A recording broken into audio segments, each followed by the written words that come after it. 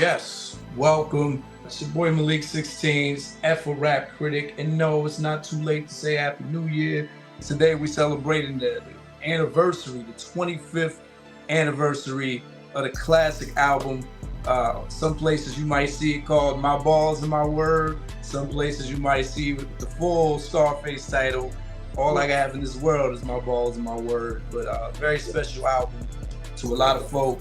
And we're just really in a great opportunity here to have the man himself, Baton Rouge's own.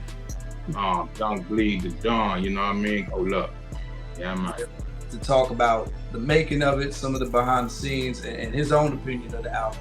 A little background on this album: it was released January 20th, 1998 on Priority Records. And if I'm not mistaken, Bleed, this your debut album? Yeah, it's my debut to the world right there, man. We going over Category 1, which is the album, the product itself. And y'all take a moment to like and subscribe to the channel. Go visit the Rap Ruler, where you can leave your rankings and ratings on the album and any other album that you see on there.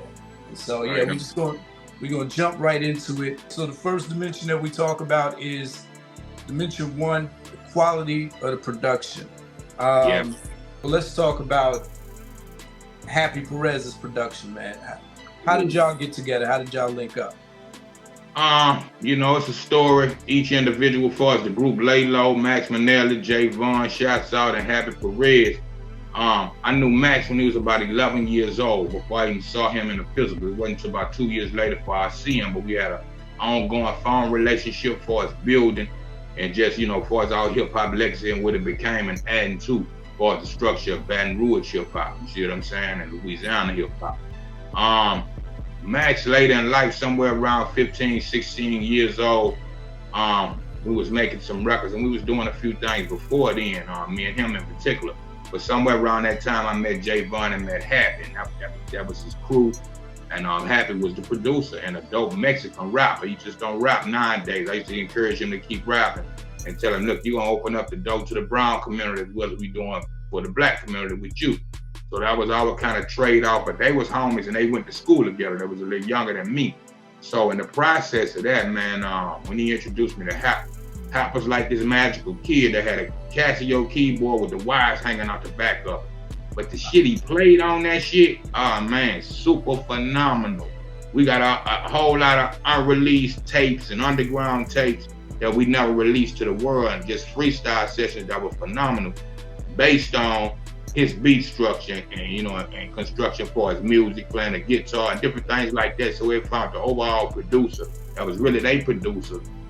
And me being somewhat, you know what I mean, a legend in Baton Rouge and in the underground, I was on my way, you know, first off to shoot for C-Loc records, and it just, that chemistry, we all just kind of evolved within that time. So it was a special time in our life where we'd sit down and spend a night with each other mom's cribs in different places, you know what I mean, and just accumulate that good music and just have freestyle sessions. And when it came time for me to come out solo, shouts out to Lee Time as well, you know, the first producer of the C-Loc records in the concentration camp, then Happy Perez. But and then, you know, I'm a producer too on the low, man. So man, Hap will combine different sounds and Jimi Hendrix tapes and different things. He was a music connoisseur, so we had a whole different vibe. Same but different, you know. Like I said, I had my evolution with each one of those guys individually, and we marked as a world famous group, the concentration camp. But just having that one-on-one time with all of us and sitting down and structuring that record was creating Frankenstein monster, man. So shouts out to Happy and Lay Low, Jay Vaughn, and Max Manelli, man.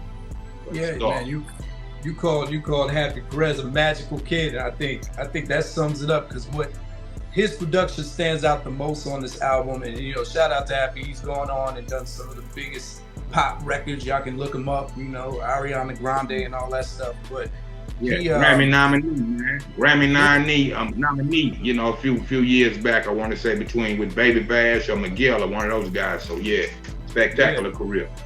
The sounds that he was tapping into, though, he gave you this range that we just weren't hearing in hip-hop at the time anywhere. And like from the beginning, I wanted to ask you, so the first track, Keep It Real, is that a banjo or is that some kind of Chinese instrument? I think it's a banjo, and I may be slightly mistaken, what I wanted to do was capture the essence of Louisiana and that country sound. So I pitched the idea like that to him, and he brought a track back like that, and I was like, that's it. You know what I mean? So, and then slowly but surely we morphed into it. I did like a verse, it was open. I went back to the studio P, and C-Loc was on it, and that completed the record. So that became the record. But yeah, just capturing the essence of Louisiana, man, with that. So you had something to do with that, and I know you mentioned that you know, your hands were, you know, behind some of the production ideas, a lot of tracks, because then it gets rich, because that's one of the simpler beats on it. Then you get a beat so rich, like Lil Papa Got a Brand New Bag, where you jumping into funk guitar and just some deep bass grooves. Is that a live guitar player? Happy was a guitar player. He played guitar, bass and lead guitar and other instruments. He was phenomenal. Beyond just beat making, you know, he, like I said, he was a music connoisseur. He was a younger cat than me, and he was interested in the type of music that I listened to, Jimi Hendrix and Pink Floyd and Parliament and shit like that. So we fresh off the mothership with it, and you know, like I say, I'm a DJ / producer. I'm a backroom boy, and I come out the backroom crates with that. And so that whole album, you know, of course, in a Prince kind of way, I articulated and constructed it. And, you know, that those were the players that came in and helped me stitch the Frankenstein together. So it was just a dream and a vision I had, and that was the soundtrack to it, basically. You know what I mean? Got you. Yeah, because I heard, you know, I've read in articles that you actually laid the foundation for the single, How You Do That there, and then he touched it up, and then Peace People came and touched it up. Is that true?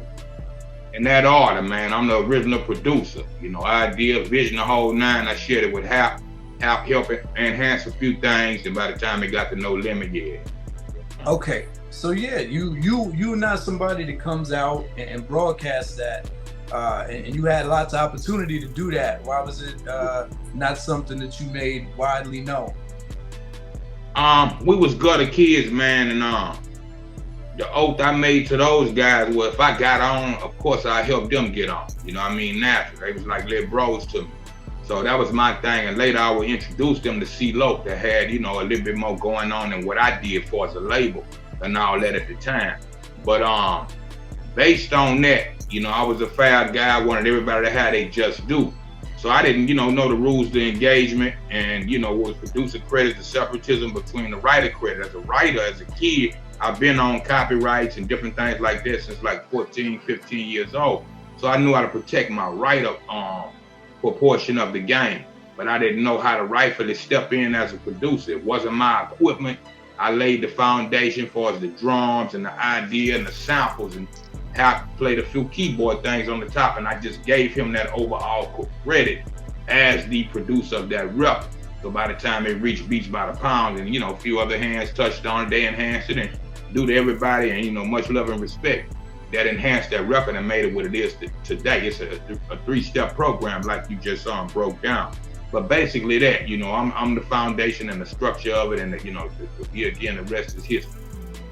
Man, so that means you just a musical, you're someone that music lives through you, because I heard you mention Jimi Hendrix a few times, and I can hear the influences. I'm listening to the instruments on The Last Outlaw. You said you were responsible for some of the samples. What's that on Ghost Rider? Is that the Halloween movie sample? Nah, that's The Exorcist, actually. The Exorcist, right? And then what's the movie clip sample on The Last Outlaw? What movie is that? Young Guns. A lot of the Young Guns movie, the first Young Gun. Yeah. Got you. And so you're responsible for all those samples, all those, the Superfly samples? Pretty much all but I want to say, you mentioned Lil Papa Got a Brand New Bag. That's really from the movie Penitentiary. And Hap really came up with that, and I love the track. You know, I'm a 70s baby, so anything out in the 70s, that old funk soul kind of style, and, you know, enhanced with a new age twist, they knew what to cater to me. It was a bleed type of beat, because I love that type of music. So he that was just one of the tracks that I picked from that he sampled from Penitentiary. Me and Max got on it, man. So I want to say, other than Time So Hard, Beats by the Pound produced like 3 tracks on that record. The rest is all Happy. You see what I'm saying? And what I co-host from the background. And insinuated drums and different things. A lot of tracks, like The Day They Made Me Boss and Ghost Rider, was two songs I almost never made. I walked in the studio at the right time and realized he could play the Exorcist on the keyboard. I was like, man, that's the Exorcist. Man, put some drums to that shit. Let me fuck with that. They was laughing and joking that he could play it. Nah, I hear something different. As well as The Day They Made Me Boss. He was playing the Italian kind of mob shit. I was like, that's the whole essence for, go with my Corleone shit. Put some drums to that shit and give me a minute. Yeah, and the rest is history, man. So, yeah, man, you just almost broke my heart, man. Those are my two favorite songs on the album. The fact that they almost didn't get made, that's crazy. That's crazy. Yeah, a lot of people, man. A lot of people in the world, man, their favorite joint. That's What's the what is the scratch sample, the rap sample on the hook for Day They Make Me Boss? Where's that from? It's from actually from a Lalo song, Mac Manella, J-Von, and Happy. Damn, what's the name of that song? It's on the original Concentration Camp album. That was their solo song to the world. And I sampled something out of there with J-Von saying, interfere with my thoughts, get caught up in the rapture. You can't capture the kid crying boss that's laughing at you. Yeah, man. I can't think of the title of that song. That's some of our favorite joints. Okay, first joint. Okay, say no more. So yeah, you get that range. Yeah, I'm glad you mentioned the Beats by the Pound contributions, because I think Moby Dick and KLC were like the foundational members, the core members of Beats by the Pound. They on there, but there's different areas, man. If you look where how you do that, there is credited different to someone named Craig B on that track sometimes. Yeah, Craig Odell, and there's somebody I'm missing. I want to say it's if not 4 of those guys for sure. And Fiend and other guys produced around that, man. Rico from Sons of Funk. That was a phenomenal music machine, man. But Moby will rock the most, and KL and those other guys, and Craig beating them out, see in and out. So, but yeah, I had a nice short time just recording and going back and forth between our lab and their laboratory, man. So yeah, shouts out to recently medicine men or whatever they doing nowadays. But Beats by the Pound. You know what I mean? The second track also has Pimp C credited on production, Bring the Noise. How did that come about? Yeah, thank you for reminding me, man. Rest in peace to Chad. Really, when I say different things was going on at No Limit, what I learned that from him to some of your well-known producers, I want to say even DJ Khaled and KL was cool. Guys that come in and out of there and be working. So Pimp will come there and lay beats and different things for different projects for Pete. And the night before they turned in my record, I turned in like 14 records. I just worked kind of solo dolo within the camp and family. Not sure the connection and not an aim. Within this time while I was making my record, the deal was being birthed. Our connection with P was being birthed. So I didn't know I would have those guys on the record, none of that type of thing. So I didn't focus on anything to stop me. And that evolved. So I turned in a whole complete record, 14 songs. And we took 3 of those songs off to add P to it and the Beats by the Pound and the No Limit affiliation. That was the thing, and no clicks, but that was just the evolution, what was going on. Not sure things, I kept working and, was open for compromise. But, shouts out and rest in peace, rest in heavenly peace to our brother, Chad Pimp C Butler. He had a record, he had a few tracks or something over there, and that was one of the tracks that Pete played for me and had an open third verse. And I was like, man, what's that? And he was like, you like that? I was like, yeah, he said you could have it. And that's how that got on the record. And Pimp C did talk about that before his demise, man. He was saying he was glad I got that record. And that's the only Pimp C and YoungBleed recorded track in history. We didn't get the vocally record together, even though we had plans of me signing with UGK Records. And like I said in a previous interview, he wanted to produce my own, but I was at the end of my own. You know what I mean? I was trying to put him short on time and money, right? When he moved to Atlanta, Sharp was out there. There was a lot of shit that's behind the scenes, by the time the people get the records, they think it's the 5 minutes of fame. But that's the evolution and the reason I ended up with that record. Rest in peace to the Pimp. Yeah, I read somewhere in another interview you did that he said he would do the whole album for you for $10K, but you had already done it. It was already done. And I was like, oh shit, pimp, we gonna get together. We have been aiming at each other. We gonna do some more shit. But let me complete my priorities to priority, turn this shit in, and let's get on some more shit. And then through the course of life, man, you know, you never know. It's all good. And I know you mentioned Odell. Odell did the More Money. Yeah, the More Money trip. On just the production alone on a scale from 1 to 5 heartbeats. Oh yeah, man, for sure. Yeah, I give it a 5, man. You know, for the books, man, and what the world say, man. It's a beautiful thing. I appreciate that. But yeah, top 5, man. My Michael Jackson Thriller, so far so good. Yeah. There we go. So we're going into Dimension 2, where we talk about the cohesiveness of the album, how much it flows together. Now, in your opinion, how you feel about the flow of this album? You got Odell, you got Pimp C, Craig B, KLC, Moby Dick, and Happy Perez, who we spent a lot of time talking about.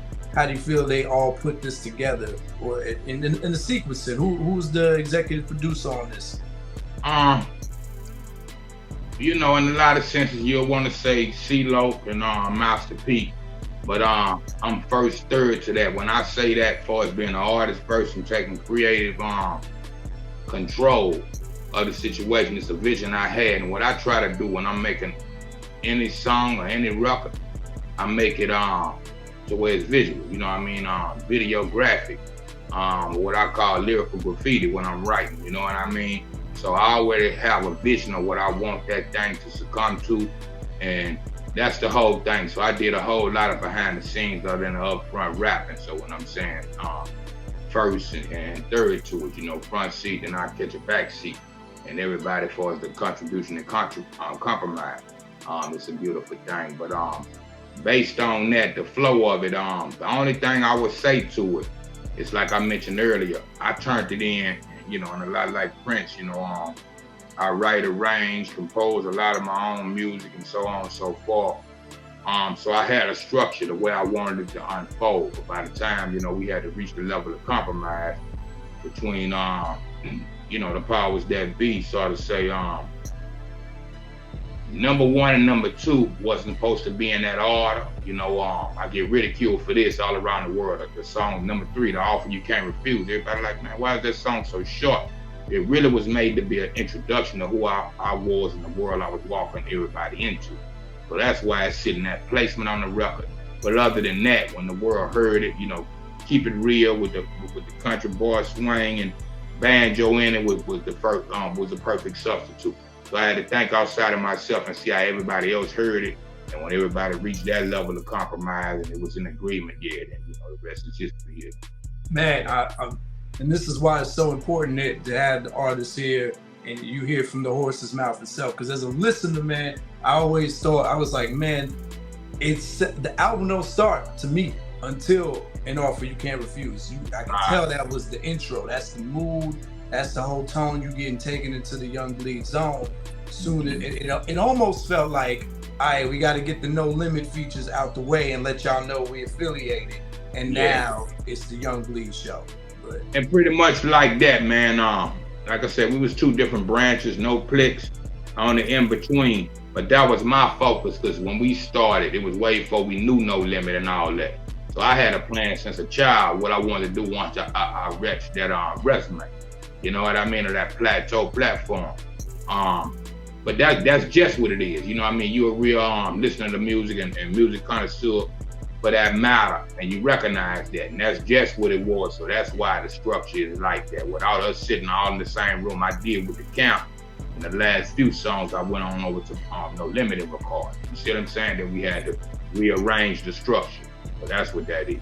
That makes sense. That and you know, it doesn't mess it up, but it becomes, you know, to somebody who knows, like you said, somebody who listens. You know, I do this, and I'm like, okay, now it starts. You know, and I love what you said about the compromise being keep it real, because it still gets you off to a real subtle start. You don't have another song that's subtle anywhere else on the album. So it's like, all right, we're gonna start light, and by the time you get to the end and we don't stop, it's like, okay, we ending on a little crunk note or a little bounce note, I guess. Is that considered like early Louisiana bounce?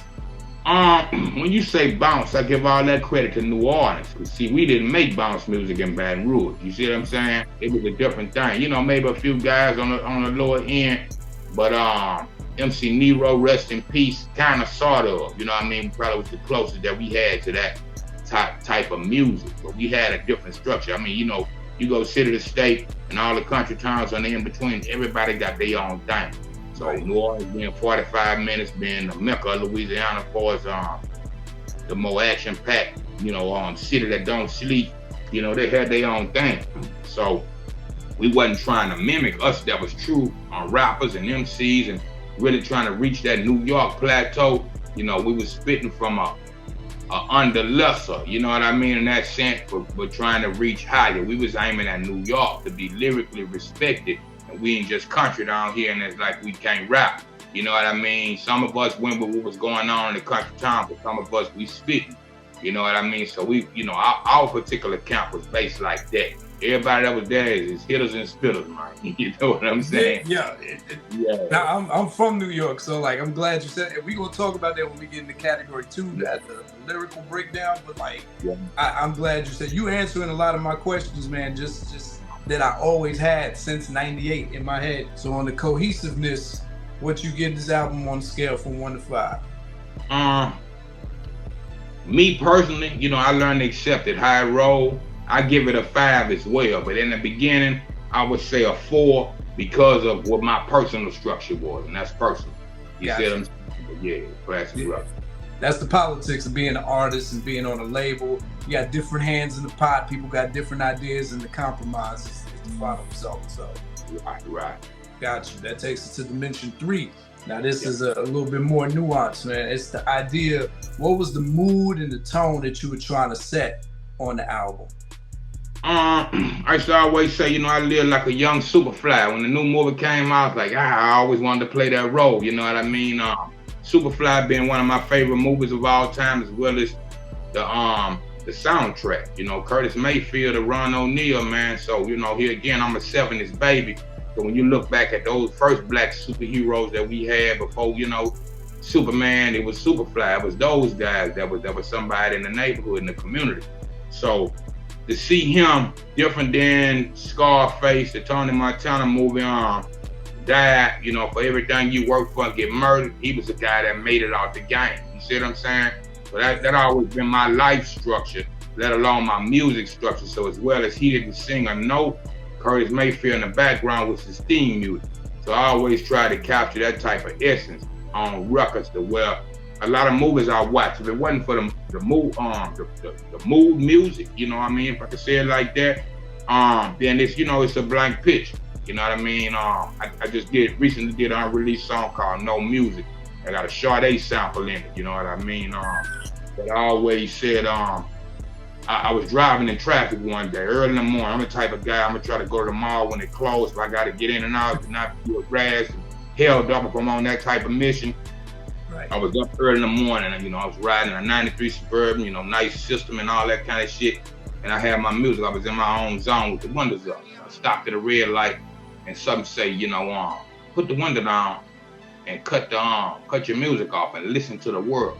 And I listened how peaceful it could be, but how boring the world could be with no music. You see what I'm saying? So I always said I wanted to do a song, say I wondered what the world would be like with no music. So I finally created that, and I'll release it in the near future.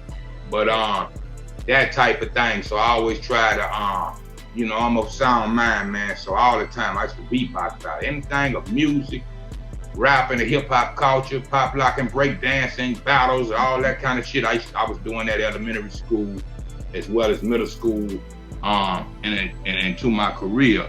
So, you know, I wanted to capture that type of thing, man, and you know, capture a soundtrack to my life, sort of say.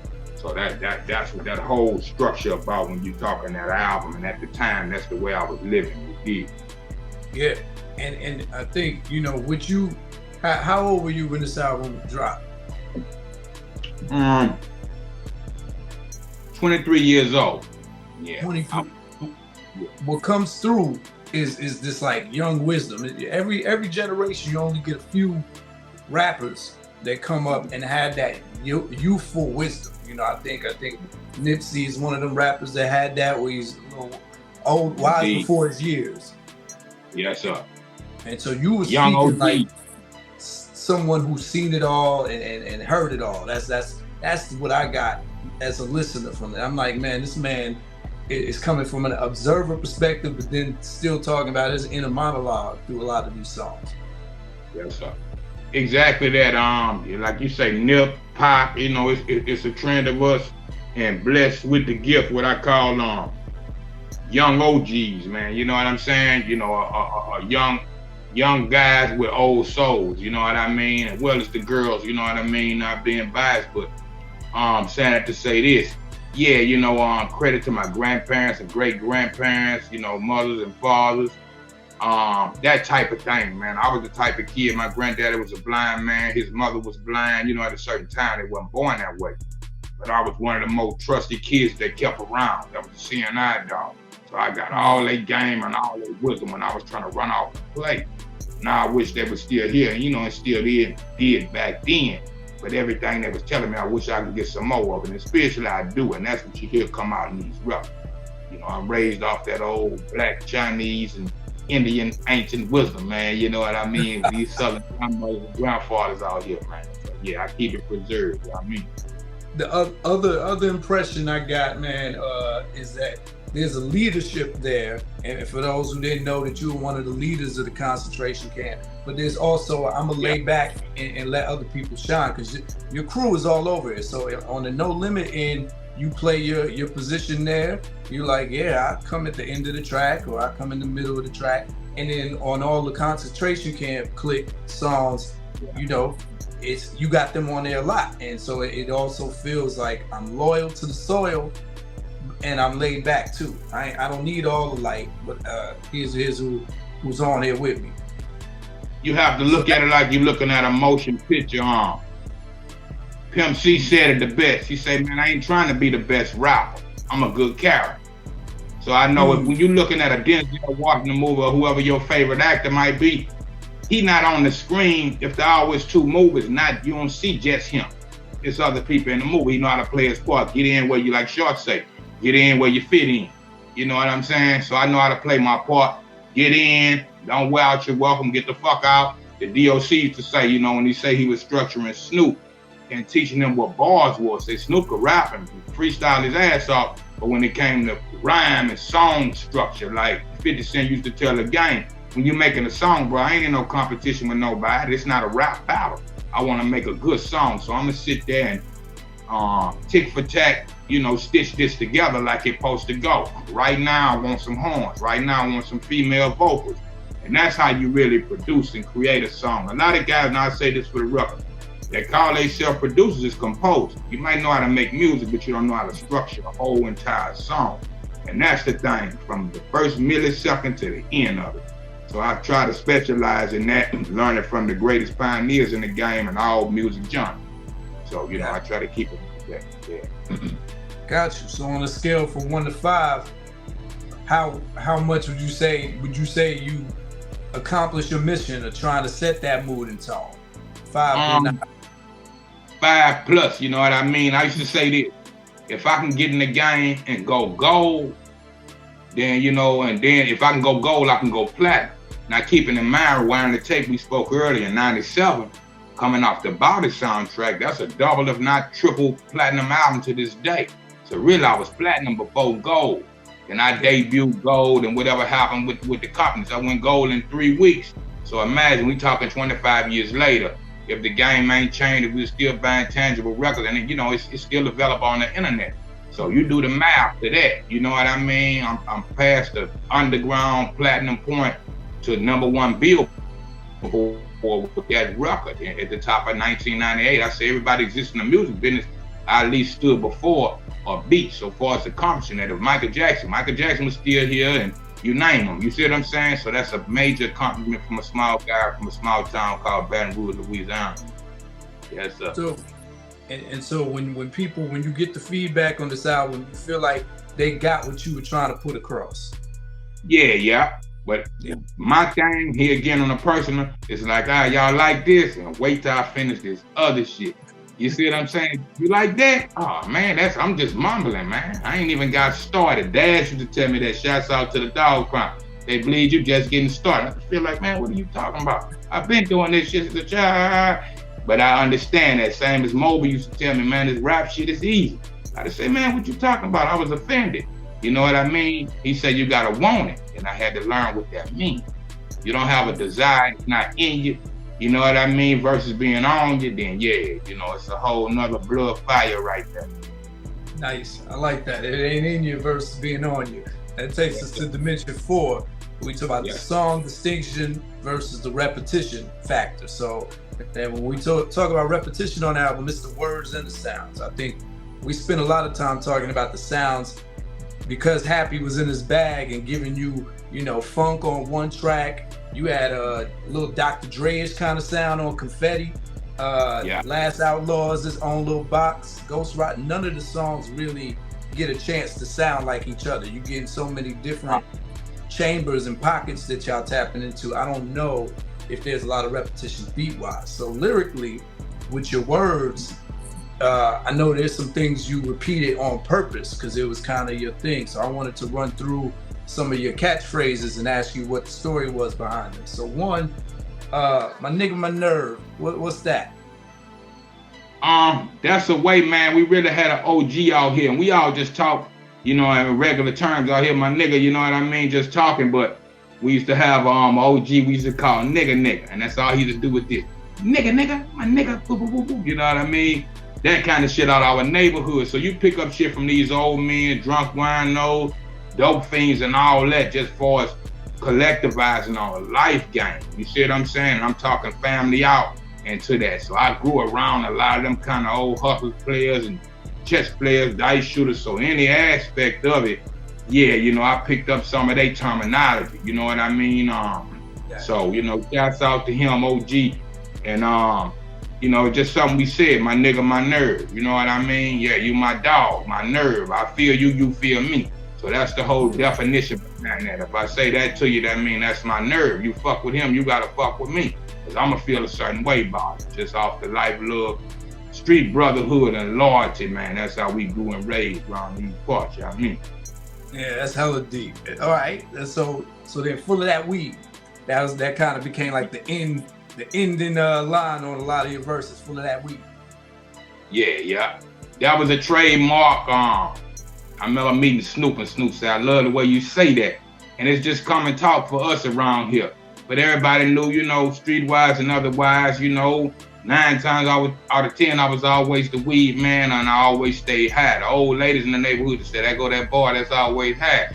You know, I got naturally sleeping looking eyes, so rather I'm high, not I look high.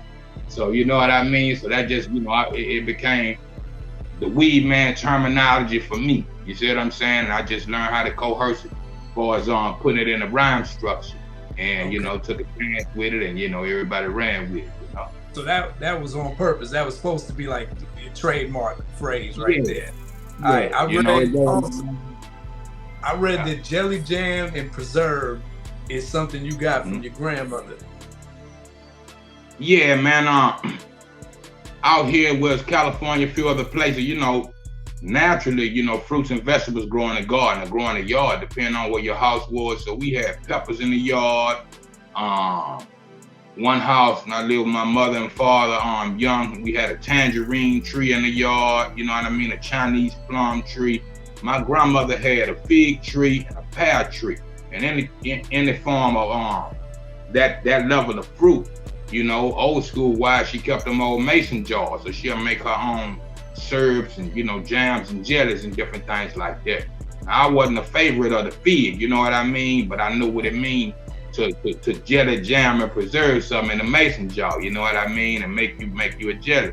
So I got that, you know, fresh out the kitchen with my grandma, or rest in peace. Matter of fact, yesterday was my son's birthday. My oldest son turned 31. Ty Dramon, son of the Don. Y'all look him up and subscribe to his page. Do the hip-hop and R&B, part of Trapdoor Entertainment, my first artist.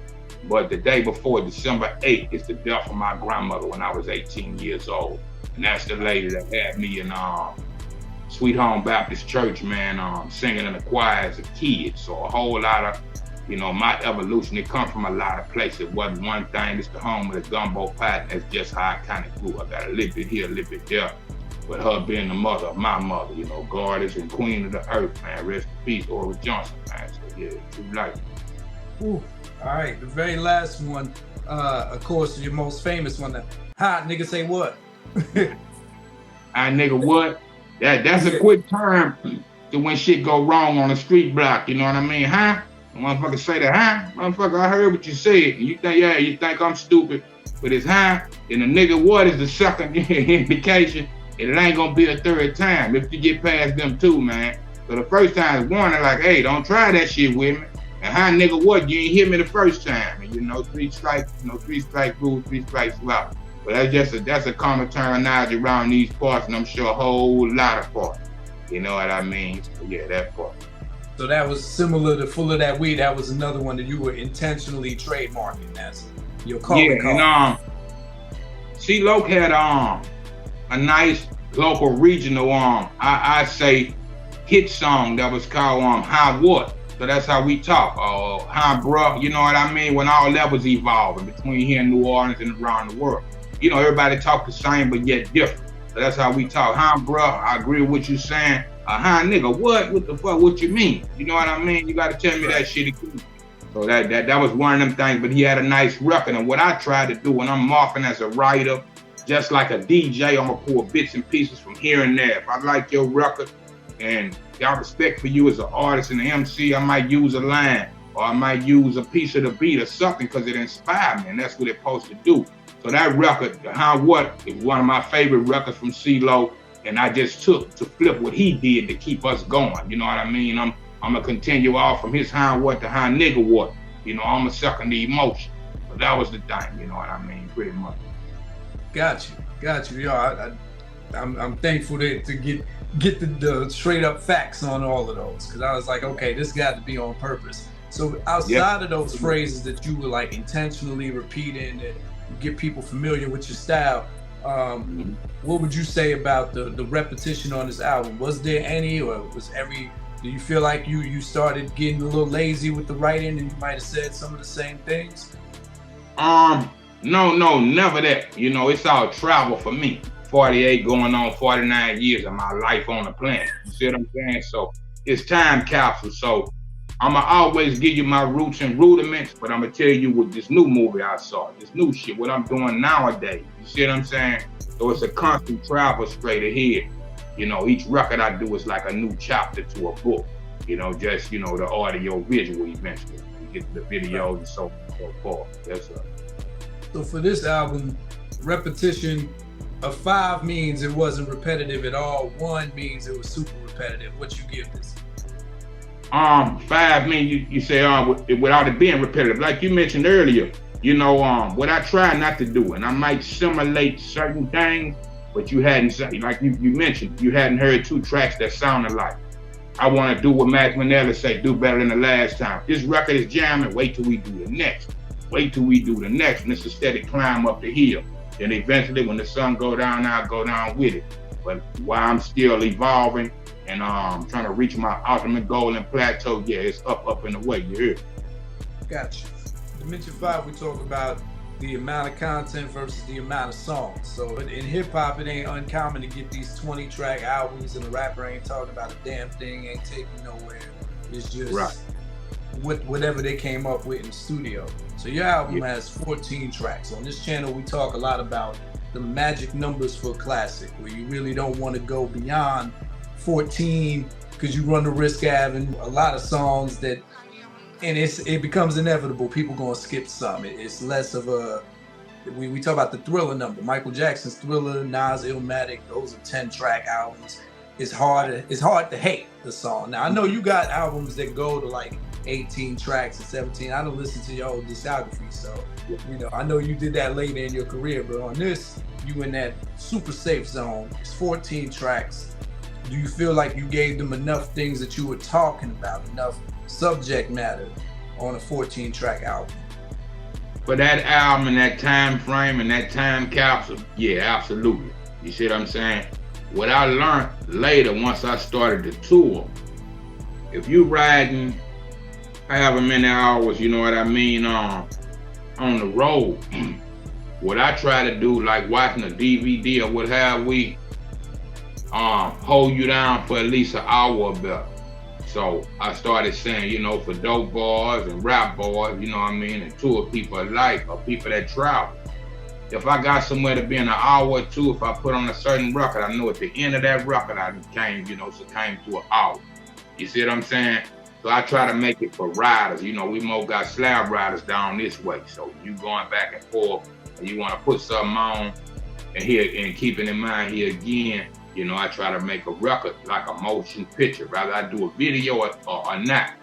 I want to make it lyrically vivid enough to where I take you on this journey. And it's like I'm in the car with you, you in the car with me. So in that same sense, I try to get the people what they pay for. You know, I think Pac said it before, man, you know, $12 for a record, you know, it's like $1 a song, but it costs more to, you know, like King T would say years ago, buy the record because the studio costs. It costs more to produce and create this record. So I try to please, you know, that supply and demand, and take care of the consumer and give people what they pay for, you know what I mean? But nowadays, our attention span going back like old record days. Robert Johnson, those guys that was making 2-minute records. You know, I go to the club and you'll hear the DJ play one verse. They don't even play 2-3 songs. You go back to Too Short, we mentioned the Short earlier, and you got 4-5 verses, man, and 20 or better bars. You see what I'm saying? So everything is kind of reduced. So I done went back to that format, like 11, 13 songs is a good rough. But what I always end up getting into is this. Once you start the chemistry and the takeoff is wildfire, and you don't know where it's gonna go. And sometimes you got too many good records. Like I'm sitting on this compilation right now that's reintroducing my label, Trapdoor Entertainment. Shout out to everybody that's on it around the country. And phenomenal artists, underground artists that teamed up with me in support of and pushing the ball from different states, cities, and sections. But we got too much music. So, you know, back then at a Pac level, I remember 8-Ball, I want to say the only one, if I'm not mistaken, did like a 3 album, you know what I mean? Yeah, triple disc, yeah. Triple disc. But Pac, you have to be at a certain magnitude to where the people is willing to go spend that per $25 or whatever. And like I said, we're not even talking about buying CDs anymore. You still got that. I'm still out the trunk, you know, a hand in both games. But in this digital world, you know what I mean? The attention span, and like you say, you don't want to overdo it, and you don't want to underdo it as well. You see what I'm saying? So I try to stay somewhere on that good in between, unless I reach a certain plateau and a certain demand. And just to keep, you know what I mean, keep everything coming. Like I say, dealing with so many people, artists alike. I'm a constant creator again. We got infinite music, so it's trying to find the right outlet, the right presentation and orientation to present it and make sure every song, every artist, and every album get it just due. So yeah. Yeah, I definitely. I know you took them to some places, and we're gonna talk more about that as we go further. But you know, you said for the time and for the amount of songs on this particular album, you feel like it wasn't the imbalance. Nah, it wasn't. Actually, I was really holding the record up because I was, you know, everybody was saying, man, just finish the record. And I was like, I want to do some more, I want to do this, that, and the other. And then, you know, to take off and to run with, you know, after a while, then I put my gun down. I thought, okay, I see this, you know, as far as just growing here again from a local regional standpoint into the world all of a sudden. And from that to learn how the other side clicks. So, you know, I was able to, okay. All right, so on a scale from 1 to 5, we talking about 14 tracks and subject matter. What you giving this? Yeah, I give it a 5. It's it's one of those classic movies. You know what I mean? I go far as calling it a movie. You can close your eyes and listen to it. And back to back, you know, everybody I heard, you know, and I got friends in Australia, all around the world, man, and just, you know, the repertoire to that shit to this day is incredible. You know what I mean? I knew it was gonna be a big record, but how long it would last, you know what I mean? To be what's the word we always say, relevant, you know what I mean, in this day and time, and in the world of hip-hop and the whole culture and a different, you know, language, foreign language and so on and so forth. Yeah, I gotta get at a 5. Absolutely. All right. That takes us to Dimension 6. We done touched on this a little bit already. Features, man. Features, they can help an album or they can hurt an album. Too many can bring it down and dilute it. Too few can make it too monotonous. And so you got a lot. You got a lot of features on this. A lot of the same folk. So, from the concentration camp, you got the whole camp on there. C-Loc is on there a bunch of times. This is when y'all was in full effect. A lot of the tracks kind of have statements on it like, oh, if you like this, wait till you hear everybody else out the camp coming next.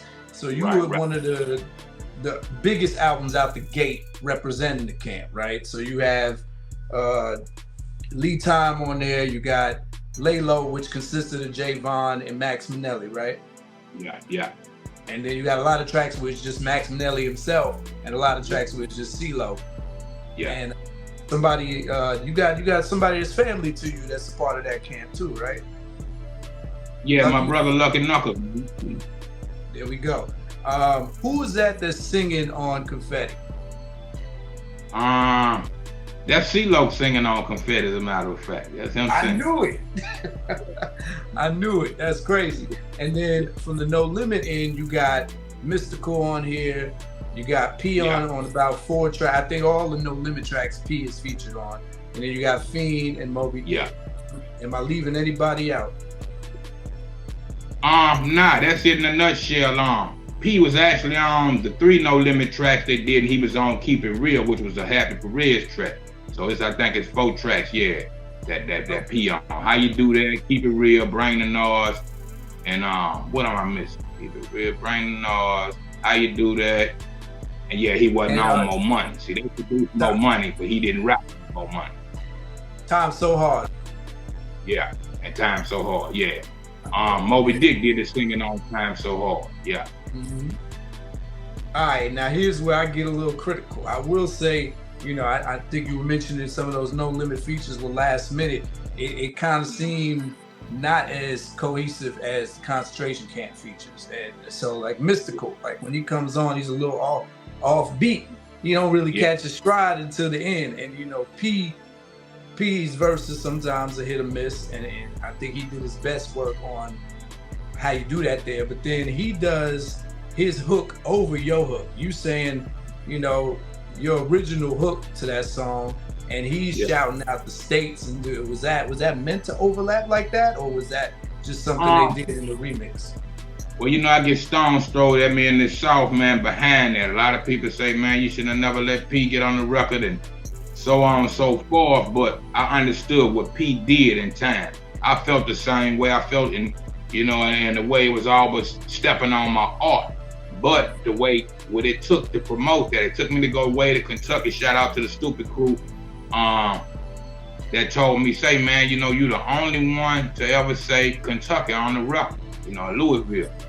He said, yes, Kentucky. So I realized, in all those places that I go to this day, everybody think that was my aim, but I get credit where credit is due. And with him doing that planted a seed in all those cities and states, and especially the cities and states that wasn't being recognized. So far as I tell P, he one of the greatest entrepreneur niggas I know. Great business. But far as the artistry, a lot of people like the original, A Fool, which was titled A Fool. Once P took it and ran with it, they was calling the record How You Do That there because of the hook. That originally wasn't the title. It's written off the West Coast, off some King T, Act a Fool. You know what I mean? Again, I'm out from great. So my whole construction to it, I had an idea to it, but once they took it and, was beyond my means and the world fired back, like, okay, they accepted it before I really presented it the way I wanted to present it and shoot the video the whole 9, but it worked. So I didn't go against the grain, you know what I mean? But basically that. A lot of the members of the concentration camp were younger. So you were like the mentor guiding them through the game. Yeah. They used to joke with me and call me, who that is? Splinter from the Teenage Mutant Ninja Turtles, man. I'm not like the old Master Monk, man, as far as the style and just being a living legend at a young age, just since rap battling since elementary school, since the 4th grade. So in the town, where Baton Rouge is now, you know what I mean? NBA young boy being one of the #1 rappers and some family to me, down the line on Baby Mamas. But him and Boosie as well, Kevin Gates, Webby, you name them. But what it became at a time, that wasn't happening. There was a few rappers, shouts out to Kuiper, Wise, you know what I mean, Reality, and all those guys that had records, Sugar Slim, the Wrecking Crew out the neighborhood. But like Pac say, thug life always existed. I just diagnosed it. So, you know, I bought the BET and all that for us to pivot. But off those guys' rudiment that led me and got me to a certain point than where it is now. But like I said at the time, yeah, it wasn't, nobody really wasn't looking for Baton Rouge. If you came to Louisiana, you was looking for New Orleans. Then eventually, you know what I mean, the lights turned this way. So, you know, that go a lot. Is it fair to say that you and Max Minnelli was the most lyrical out the crew? I would say me, him, and Jay Vaughn for Jump Off. Okay. Lyrically, you know what I mean, on the lyrical, just straight off the dome, freestyle battle MCs, we was them kind of guys, you know what I mean? Slash street in particular. And those guys being my younger brothers, you know what I mean? Coming out of high school, I try to keep them away from a whole lot of shit that they eventually grow into as men. But in no comparison, but the Lucky Knuckles and the Growl Niggas were more kind of street-based lyrical rappers, super dope. But more body in that sense than brain, and on the turf in that sense. You see what I'm saying? Those guys, they was young and they was coming in and just getting their feet on the turf. I was the perfect in between as well. Well, it's local, you know, with street prone. It was more them street effort rap. It wasn't a battle thing. I always was that kid. Way before I knew all of those guys. Shouts out to Darian Williams at 9 years old in the 4th grade. You know, I didn't start solo. That's my homie to this day. And he just went a different route streetwise. And I had one foot that way, but one foot still pursuing hip hop. You know, they call Louisiana the dream state. I always say that. So I still hadn't been to New York. And I got New York partners as Dougie Fresh and Slick Rick, and rest in peace to Biz. I done had the honor and privilege of meeting, and the list go on and on, that I done met living in Virginia for about a year. And they come through DC, and I went through Philly. You know what I mean? To see them in shows like that, man. It just, you know, as far as christening of hip hop and just a spark of life, as far as that's concerned. But yeah, my brother, a million ways. But yeah, we was more, I say that, we was the most lyrical based one. You wanted to battle, Low wouldn't battle you. My brother might not all about it, you know what I mean? Bro, I was a real live, all the way live 5150 street guy, but dope as fuck on that microphone. Certain shit, I tell him, you can't say that. If he murdered you, he talked about it. Now, you can't put that out in a dope ass way, you know what I'm saying? Right. So that type of shit, man. So yeah, I would say that for us the pivot, or the arrowhead for us piercing on the culture of hip hop in lyrical way. Yeah, me, Max Minnelli, and Jay Vaughn. You know, don't sleep on Lee. But everybody, like I say, was dope in their own chamber. You know what I mean? And not taking collectively, y'all was still bringing something that we hadn't heard coming, especially in different markets, right? You consider New York ears and West Coast ears. You know, they only getting what's being filtered to them through the South. The South was relatively new on the mainstream level to hip hop. This is what they started calling the Southern explosion, especially when P came out. So I mean, y'all were bringing, you know, structure, flow, patterns, and all this. Like when you listen to, in particular, Lil Papa Got a Brand New Bag, you just let Max Minnelli go off, man. His verse longer than yours, you let him just kill that. And I'm like, okay, I see what they do. This the same type of stuff Wu-Tang was doing when they wanted to introduce somebody and let them shot. They let them get the long verse, you know? So that's a great comparison. We used to say that we was like a Southern Wu-Tang in that sense, with more than just 2 MCs, 3 MCs. You know, I go back to, you know, the Funky 4+1, Fantastic 5, the Cold Crush crew. So, you know, I'm out the crazy MC Shan tape since a kid. So, you know, I've been looking at that structure. And by the time Wu-Tang had evolved, we was evolving, and it wasn't just no and you know, I could, you know, go as far as saying no limit on the level of MCing. It wasn't just about the one MC and the one DJ, you know, that type of thing. So we have morphed into that. We was talking about something earlier I wanted to mention. But my record, you know, your debut to the world, you go back to hip hop, other than those crews, if you was solo, you really didn't have no features. You see what I'm saying? So that's my structure, my build process. So that was my aim to do a record, you know, make myself the best solo artist that I could, a rapper for that matter. And you know, true talented MC, I can go far as saying. But with that different evolution and how the South was selling records and different things, we learned to combine. You know what I mean? If you got 5 fans, I got 5, let's 10 together.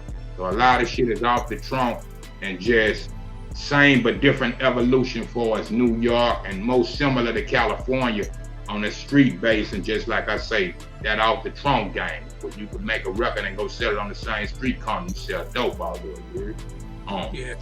Yeah. As a rapper, you can always pick up on other rappers and when they're using, you know, a certain amount of effort. And so I say, you know, everybody played their position. I'm glad you broke it down the way you broke it down, because you can tell C-Loc comes from a more a kind of basic space. There are about 2 tracks on here where he gets in his flow pocket. I think on Pull It Off and Confetti, C-Loc, it rides that beat really nicely. But for the most part, it's just like every time you and Laylo click get on, it's just to say y'all start. And we'll get into that in the next dimensions. But as far as the features helping the album or hurting the album, on a scale from 1 to 5, what do you give it? 5 means they definitely helped all the way. 1 is they kind of hurt it. Yeah. I give it a 5. I say everybody helped it. Everybody helped it. Like I said, I don't have no complaints from beginning to end. And then, especially due to how it was laid, because at the time, when you listen to a song like We Don't Stop, you hear Max Manelli, the very last song all over the record. That's because we was into our NWA and shit, you know what I mean? We was breaking apart. And after a while, I didn't even come back around to finish the record. My inspiration had died. See, when that vibe and the brotherhood, that whole circumference is not there, then when you're trying to filter out, it has a tendency to do something to you. So my inspiration wasn't there going toward the end of that album. So it's like a slow drag and a pull. So with everybody else pulling together, Max and them actually completed that last song. You see what I'm saying? And we put it together, and eventually, man, you know, Loc straight apart, unfortunately, still to this day, you know what I mean, due to bad business deals and structure and choices and situations. So, you know, unfortunately, here again, you know, it turned out like that, and I wanted to keep that chemistry. So if any regrets, you know, and I can't really, you know, I ain't pointing no fingers to begin with, but let alone self-center myself. In that sense, life goes on. So, you know, that's the whole structure. And like I say, salute and shouts out to all those guys, everybody that contributed that record to get it out to the world, because it almost didn't happen. So many stories, you know? I appreciate your honesty with that too, man. Dimension 7 is the most controversial, the weakest song. What is the weakest song on the album, or the weakest songs, and do they bring it down? Like I said, you know, everybody has a track that they might skip, a track or 2 that they might skip, but that doesn't always mean that the song is trash. Now, are there songs on this album that you feel bring the quality of it down? To me, the very last song, you know what I mean? It's some people's favorite song, the We Don't Stop record. I wanted to do a little bit more emphasis. You know, that was like, you know, I always wanted to rap to the Paul Revere drum. So we used them in that, but the way they came out is cool, but I wanted to do a little bit more, you know what I mean? So, and like I say, at that time at Tyranny, I wasn't coming around to finish that song complete. So gotcha. You got my verses, Max do the hook, intro and outro. All you got really is the beat of my verses, and that's all I did to that record. Gotcha. So if anything, I didn't get to put my whole 110% in that one song on the record, but it was still accepted and taken by the public. Actually, a brother of mine, Chris Waters, out the Valley Park area out this way, was telling me, he tell me that every time he see, he gonna sing that, We Don't Stop, The Last Outlaw He Loved, just the other records. He tell me the same shit here. Everybody know how you do that there. But if you really listen to that record, everybody got their favorite songs like Ghost Rider, The Day That Made Me Fall. There's good underground classic hits that didn't reach that TV plateau. You see what I'm saying? Right. So, but everything else, I gave my extra effort, and due to the deterioration of the camp and so on and so forth, yeah, I just did my 3 verses to that record. So if any one of them, I would say that. I wanted to ask you how much time it passed between the recordings of songs, because you said by the time you recorded that, things with the crew had gone some way. I know you said the No Limit edition, some of those were put together at the end. And then I hear a track like Mo Money, which to me you know, I usually don't put my opinion in this, but since we having real talk, I think Mo Money is my least favorite because not because of the spin, because everybody's doing their thing rhyme wise. The beat though, it sounds a little outdated for 1998. It sounds like something that would have been on a Ghetto Boys album in the early 90s. Well, I tell you the true story to that. Like I said, I turned in the record complete. It's 3 songs that the world never heard, and it's maybe in the C-Loc or Happy Archives or something. You know what I mean? But one night, I was waking up by my manager. Shouts out to Uncle Paulie, the Corleone family concentration camp, C-Loc record. He told me we had to go to No Limit studio, which I didn't know at the time. I was just figuring out that they had stationed in Baton Rouge. So we got to go, you know, finish whatever we got to do to turn in the record. Pete turned in the record tomorrow. So I didn't get a heads up or nothing. So I left the house, beanie on, wire hair, went straight to the studio. And that night was the night I recorded the verse for Bring the Noise, Mo Money, and Time So Hard. All in the same night, you know what I mean? But I took Laylo with me, my brother Lucky Knuckle. And my brother have an ongoing, outgoing thing with jail. Either going to jail when I'm making a record or just coming home. You see what I'm saying? That type of shit. So I did whatever to make sure I try to always include him in all the records. You know what I mean? To show him this side of the game. You know, he's just as well talented. But you know, until it's paying you, you know, you're gonna keep that one foot in the street. You know, that's how we come up. But I wanted to put him on another song on the record, thinking at the time maybe that he wasn't even on the record before I thought about he on Pull It Off. Or them the 2 songs that I made sure he got on the record. So Mo Money, Pete called me through and wanted to substitute or whatever the 3 songs. So I told you to Bring the Noise story. Time So Hard was a record. They really sampled Anita Baker, and I think she denied the sample. She wouldn't release the sample. So Mo replayed, you know what I mean? Him and Beats by the Pound, he didn't produce that track by himself. And that's how that came about. Another open third verse. Mo Money, we needed another track. So I picked the beat from Odell, one of them guys or something like that. And with those guys, yeah, you know what I mean? So we wrote right then and recorded that song. You know, just to include my brother more importantly than anybody. And a track that I had Laylo on together. You know, my promise to those guys, if I got on since the beginning, I'm gonna do what I can to help get y'all on. You know what I mean? So in that sense, J-Von, Max Manley, and Lucky Knuckle, that's the whole evolution to that Mo Money with those reasons. Got you. So it because personally you feel like the last song is the weakest, does it bring the album down a little to you on a scale from 1 to 5? 5 being it don't mess it up at all, 1 being it messes it up. Okay, 1, can I say 4? You know, taking 1 away. Me and here again, that's personal because of how I wanted it to ultimately sound. Yeah, you see what I'm saying? I consider a blemish based on that, but you know, as far as public domain, yeah, I would say a 5. So I'm kind of like a 4-5 with that. My personal is 4 and 5 to the world that love that record. You know what I mean? Got you. Yeah, because for some people it's their favorite, but we just here to get your feeling on it. So that's perfect, man. Dimension 8, one of the most important, the mass appeal factor, man. You were signed to a major label, so clearly you were trying to do this on a major level. What would you say going in and from the beginning of this record to the final inception of it, do you think this was an album that was gonna have mass appeal? It went gold, it eventually, it's platinum now, ain't it? Yeah, absolutely. And what you mentioning mass appeal, 5 years ago, you know, I wake up and have an Instagram quote from Nas telling me happy anniversary and salute behind that album. So to reach New York is some of my favorite MCs. Yeah, definitely, man, a 5, but that's considered. So did you go in with that mind state? Like, hey, I want this to be, because you hear a lot of rappers that say, I just make music for me. But as soon as you sign that contract, you're no longer making music just for you, you're making it for the world. So did you go in saying, I want to hit as many corners as I can? Well, I always did. I never made music just for me. I always say this here. I could be the dopest rapper, DJ, producer in my mama's back room. But if mama don't know about it, it don't go down the hall, let alone out the house, down the street, into the neighborhood, to the houses, and to the cars. So my whole aim was that type of aim.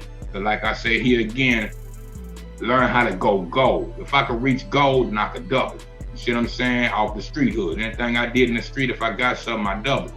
You know what I mean? If not, triple, quadruple it.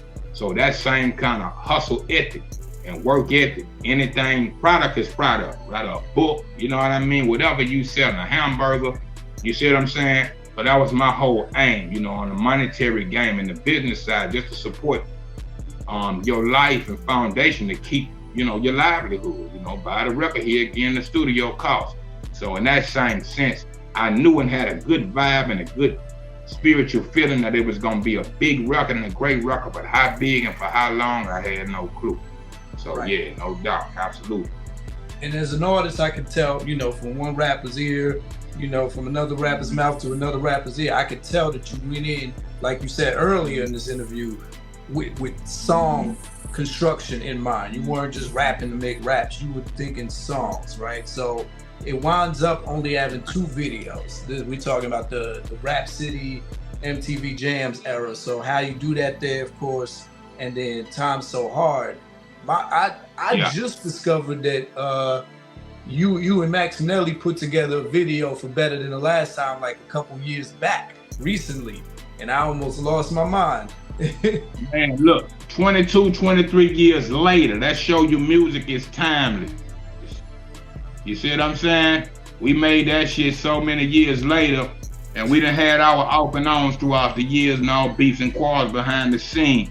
But we decided one day to just give it a shot and do something that hadn't been done in hip-hop history and try to shoot the footage as far back as we could get it, you know, as far as the look of it. You know what I mean? So it came out nice, man. Everybody loved that, man. It's a lot of people's favorite record that's on that record. Would that have been the 3rd video back in '98 if it was allowed? Yeah, the truth be told, yeah, we had a plan to do about 6 or so of those videos. The day they made me boss, Ghost Rider, everything was motion picture. I finally reached the place and was with a team of people that could financially support the whole movement, and we was all set to go. Then they started having different difficulties that I had no idea of. And somewhere between that year or so of me, you know, processing and getting ready for the 2nd album into the 3rd, you know, Priority folded and all that type of thing. But really between those 2 records, if you look at the differences, No Limit guys on that 2nd album I own. The only 2 guys that's on there is West Coast guys. Shouts out to Too Short, Big Dog again, and Daz Dillinger, the Dog Farm. You know what I mean? And everything else was camp. You know, we stayed camp. You know, the camp was really my foundation. C-Loc ran and owned the label, and that started with him and Leak Time in particular. Then I brought Happy Perez and Max Manella and the rest of those guys to the table, and a few other guys joined on their own. Raw Nitty, Boo Rossini, so on and so forth, from New Orleans to Mississippi, Goldie from Tennessee, you know what I mean, Nashville. So, with all that said, they started having their difficulties, man, and for whatever reason, we never did those videos. You see what I'm saying? When I stayed on the label, everybody kind of started to differentiate from each other, you know what I mean, in that sense of the word. And I was kind of left, you know, holding the bag. You know, I was the only one really signed to Priority solo. You know what I mean? So I had to keep up what was going down. I was signed for a 7-album deal.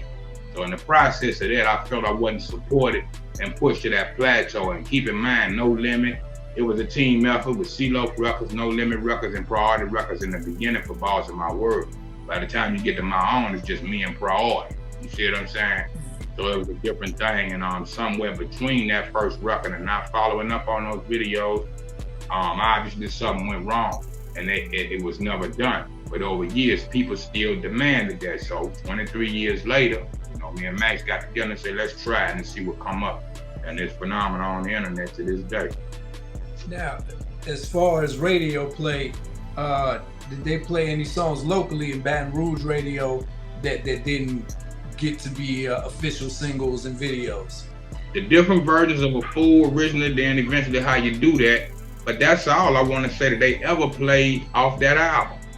Wow. You see what I'm saying? I don't know a radio station in the country, let alone the world, unless it's podcast or something like that, that played a second single. I don't remember Time So Hard being played on the radio. Wow. You see what I'm saying? I could be mistaken. But far as I know, to this day, people still call me around the world, video, shoot or whatever, and show me shows to however. Everybody plays that one song. But you have to be a true diehard YoungBleed fan and know anything else beyond the text. Now, in your opinion, why do you think that is? Because Priority was like you said, it was going through its transition, but you had the No Limit machine behind you. So do you feel like that helped or hurt? Did having No Limit, did people confuse you and think that by the second album you wasn't down anymore or something? Did they not understand the structure? I don't think they fully understood it. Once everybody got that one record, they ran with it. So nobody never actually sat down and asked me anything about what was my vision, what was my planning, none of that shit. You see what I'm saying? So from that, everybody got stuck on that one record, and still to this day. So yeah, of course, P-Num was part of the machine that was fueling the machine. And like I say, at the time when I was in Priority, I want to say it was maybe about 75 artists over there. And of course, we can't put out 75 records a year unless you're doing the masterpiece. Every week you got to drop a record, you know what I mean? For those artists to see they just do it, you sitting on the bench. Out of those 75, I was in the top 4, if I'm not mistaken. That used to be the House NWA, and eventually with Ice Cube doing what I did years prior to me, the House of Ice Cube, you know what I mean? When he went solo from NWA. Then eventually Mac 10, he walked Mac 10 in, and eventually P came along. So those were the 3, main guys that was over there, that was far as the heads, and me being a fan to the music first coming into that world. But by the time I was coming into that world, I think P was leaving and got another deal somewhere, something like that. Ice Cube was leaving, and Mac 10 was going to Cash Money or something at the time. So that left me right there to be able to do what I needed to do and so on and so forth. But when the roof is leaving, then the bottom of the flow fall out on you, which was the Priority Records Foundation. Then that forced me back in one sense of the word to go independent or stay there and wait out their legal battle. So I walked away with my name and continued to put out independent records to this day. Gotcha. Yeah, Priority, I think you put it beautifully, man. It was definitely the House Ice Cube for an era. Then P kept it on. But beyond that, they have a lot of history of just rappers leaving them or being mad at them. We had Razzcast as DJ on here when we went over his album. And Razzcast famously was at war with them. We know Jay-Z came out with them first and switched right after that first album because he said their work wasn't right. So I remember that. All that is interesting, and you mentioned earlier that you kind of had the alley-oop before the album even came out because your song "A Fool" was buzzing locally, but once it hit that "I'm 'Bout It" soundtrack, it was platinum before you went gold. So, a lot of this will take us into the next dimension. So, on a scale from 1 to 5, what would you give this for mass appeal? Like I say, overall, it's hard to go past that 5, man. I'm speaking of construction and infrastructure, and for the build process.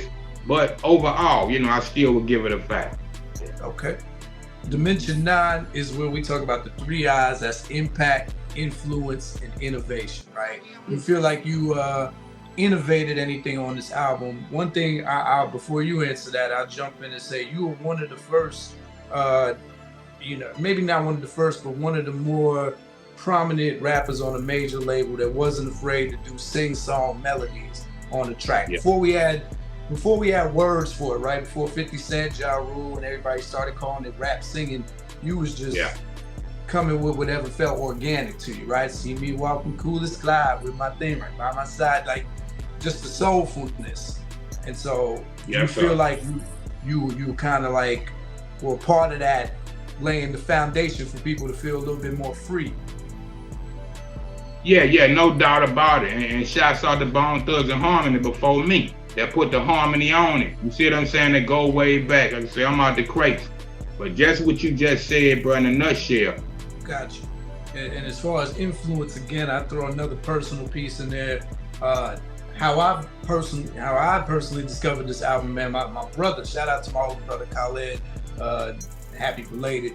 But he's one of those guys. He just brought whatever the new CDs that were out. He had a stack of them. This back in the, I'm showing my age now talking about CDs. When you had the disc changer in your Jeep, you was doing big things, right? So I'd be sitting there. Yeah. And he had your album in the mix. I'm like, what you got this album for? What you did listening to these No Limit guys? Because, you know, I'm a New York kid, so everything was Wu-Tang. If it wasn't Wu-Tang, it was whack. And I remember that. I had a lot of time. I was just sitting in the Jeep one day, and I was like, well, let me hear this. Because as soon as you see that pen and pixel, them diamond encrusted covers, you kind of knew what you was getting into. But I popped it in, had no idea what I was getting into. Once I heard from the first track to the last, man, I was like, man, this some next level stuff right here. So for me, it was very influential in letting me know, one, you can't judge a book by its cover.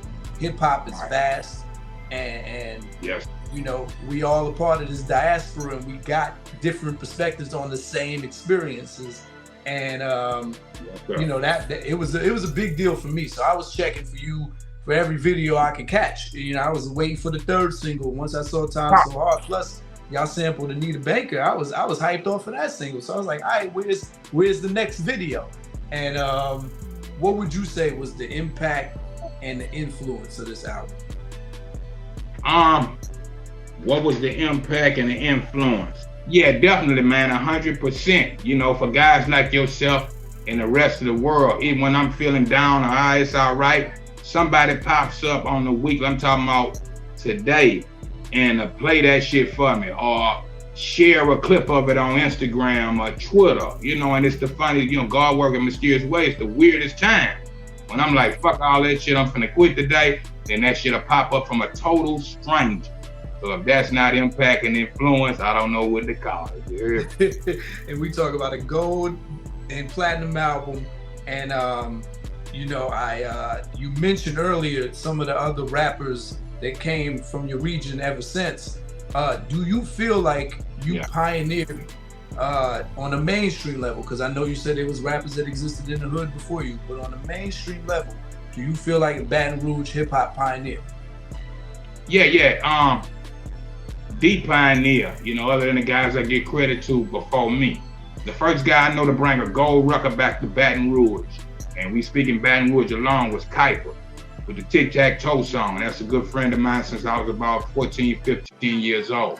So coming out of here, I remember at a time listening to the New Orleans guys, and we all wishing to get that break like New York, Def Jam, or what have we, long before Death Row, and so on and so forth. He went gold and made me feel like it was possible to do that here. Big Mike went to the Ghetto Boys, you know what I mean? Bust Down, you know, rest in peace to Tim Smooth, went to Luke Skywalker records. So at one time, long before Cash Money No Limit, our first Cash Money No Limit was Rap A Lot and Luke Skywalker records. Boys, South Boys having the opportunity when they felt a certain way, and you know, you being a New York guy, I got some of that ridicule, but it's all love, especially with the OGs. So I get that. I remember being in New Orleans one night and Vintage Act came out. So, you know, we doing our turf walk down Bourbon Street, and I run into a guy now, I think he might have been from the Bronx. And I tried to sell him one of the CDs, like, nah, man, same shit you said. If it ain't Wu-Tang, I'm from New York, dog. Fuck all that. I was like, look, bro, I'm gonna give it to you. If you don't like this bitch, you can throw it away.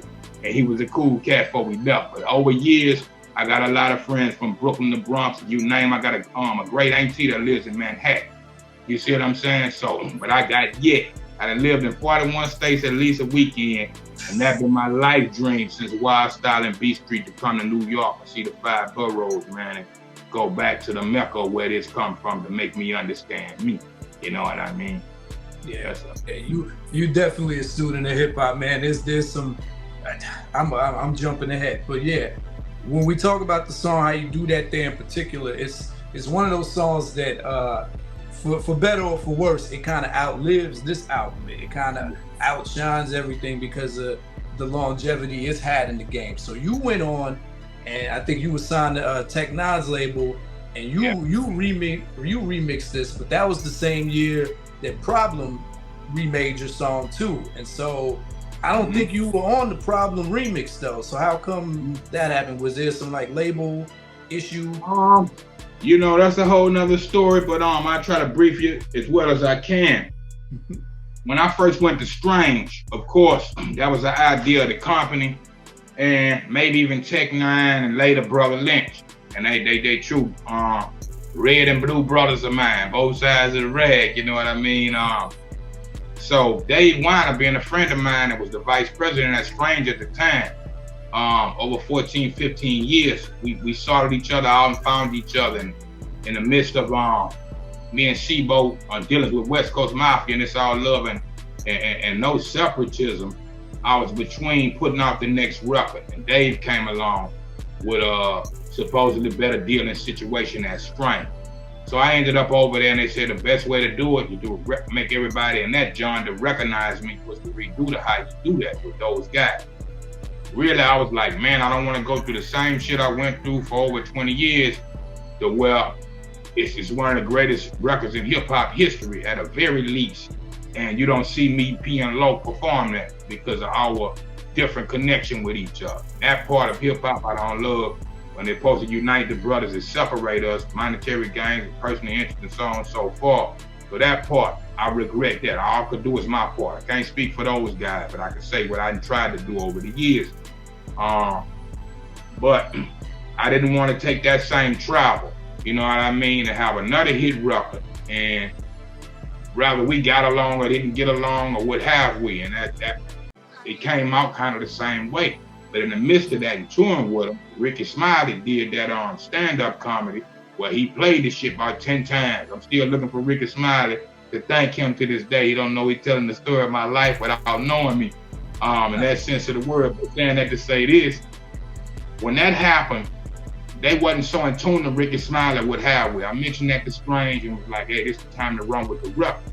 By the time it reached y'all guys, I want to say E40 DJ or something like that played it at a party in California, called back like this shit is going crazy. But they didn't push the record. We never did a video or nothing like that. A few months after that, I'm real cool with J-Rock. Shouts out to Top Dog Entertainment, boys in West, Kendrick Lamar, King, Magnum P.I., rest in peace to MJ. You know, that's how cool we is. And saying to say this, J-Rock and I know at least King, Mag, went to school with Problem, elementary on up. One day I got a phone call at the crib, whoop, whoop, whoop, hey man, Lake Captain Compton, you know, want to redid your record on a mixtape block. He was real cool and talked real good and mentioned my name. It's a lot of people that then bit that record. It's a lot of your favorite MCs from New York down, Jay-Z down. You see what I'm saying? That they tapped in, they never tapped in to me like a man. You see what I'm saying? And not even mention me or whatever, you know, and the young guys don't expect to know their evolution. But when you old enough, you know your homework, man. Respect the game like you want people to respect your game. Right. So that part of it. But he put it out, and what I told him, I said, bro, I appreciate you even saying my name in that to make me relevant to the youngsters nowadays. I appreciate that. I ain't tripping on nothing. If it's some monetary game and I just make sure I get my just due, other than that, I ain't tripping. This shit 20 years old, run with it. And he did, and it took off from him. When he blew to a proportion, he started acting a certain way and not answering the phone and wasn't as humble as he was when he first called me. You see what I'm saying? And then I realized P had a hand in it, everybody was working, so we all tried to work it out behind the scene. It went good, then it went bad. To this day, I'm waiting to talk to Problem just to sort the differences. He called me back to straighten out some things, and it went a certain, you know, it wasn't no argument or nothing, I just never heard back from him. And from there, I get to talk between here in California about we need to talk. And we hadn't talked in that time. You see what I'm saying? So it's all love at the end of the day. But that influence. I see why you say it's politics. If you don't know a person, you know, you remember this in elementary school. We used to play duck, duck, goose, sit in a circle, and you tap a person or whisper something in one person's ear. By the time they get back around, they ain't what the fuck you said.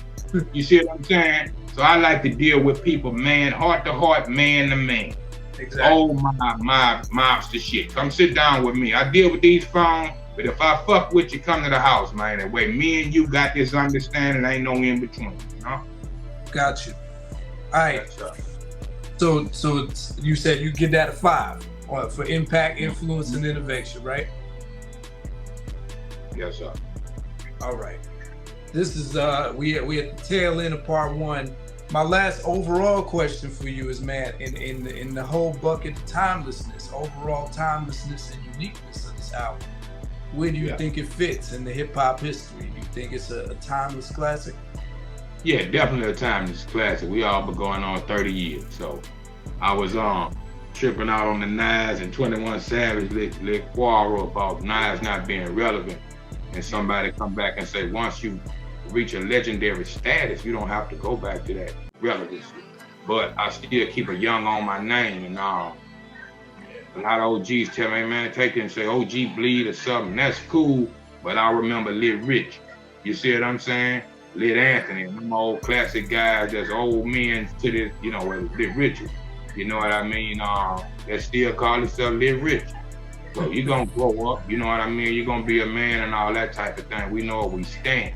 You know what I mean? Don't get it confused. So I still try to be the bridge between that gap of young and old. The older I get in the game, eventually, you know, it trickle down. But just as far as for the benefit of the reconstruction of hip hop, or where we could put the band-aids to keep this going, man, so you know we can stay out here and you know, keep everything live, man. So that's all. Man. And that's the reason we're here, man. 25 years later, celebrating the emergence, the legend that put Baton Rouge hip-hop on the map. Like you mentioned, some of the biggest folk now come from that region, from Boosie to NBA YoungBoy. But it all started with what you did with A Fool, turned it into how you do that there. And that song lives on. You got gold and platinum under your belt, and it's just a blessing to still be doing it. And you only got better over the years. Right? We had a lot of our legends lose that spark. Your fire just grew bigger. If anybody listens to the later projects, it only gets better, man. So I kind of look. And right there, you know what I mean, it go back, you know, everything 360 degrees. So, you know, from where our raw beginnings to where we, you know, to our raw completions. But back to Daz in that sense, you know, you right and he right, my brother, when they say you just getting started. So now look at that. As far as the industry part of the world, I was just getting started. And he was saying, you know, you have no idea. Shorter pitch different things like that at me that I caught on to later on. Oh, this is what they were saying. Okay, Moby did. You know, so I remember my pioneers, man, and each one teach one. If you don't know where you come from and know where you're at, you don't know where the fuck you're going to keep going. So yeah, there you go. Yes, sir. On that note, listen, man, it's been an honor and a privilege. Thank you for chopping it up. Thank you for answering questions that I needed to know. I know the public needed to know, but a lot of these questions I needed to know the answer for. So I'm humbled, man. Okay, well, yeah, you spoke like a true gentleman, man. What's necessary is necessary. I appreciate you, loved one, always. Until next time, y'all know what it is. F a rap critic. They talk about it while I live it. Word to meth.